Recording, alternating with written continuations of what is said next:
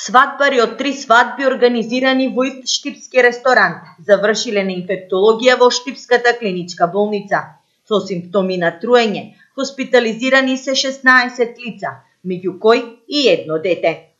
Неделата на инфективното оделение јавени се неколку души со симптоми на повраќање, проливи, малаксаност, грчеви во стомакот.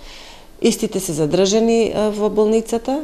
Наредните денови се исто така по 3-4 јавиле на инфективното оделение со истите симптоми.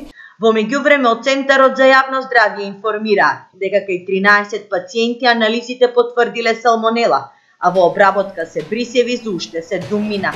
Сепак информацијата за труење од салмонела доцна пристигнала до штипските епидемиолози.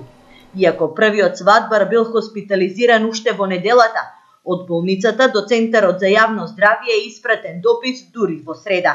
Веднаш по добиениот допис, епидемиолозите излегле на терен, целе мостри од работните површини, но дали во нив ќе се изолира бактеријата салмонела е тешко да се каже. Изјави во телефонски разговор директорката на Штипскиот центар Марија Димитрова.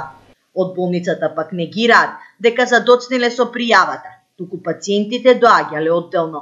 Се шпекулира дека бројот на затруени, кои во петокот, саботата и неделата биле на свадба е многу поголем, но голем дел од нив се лекувале сами или кај својот матичен лекар. Неофицијално, како еден од изворите на салмонела се посочува и кочанска фирма за приготување на храна, со која ресторантот имало склучено договор.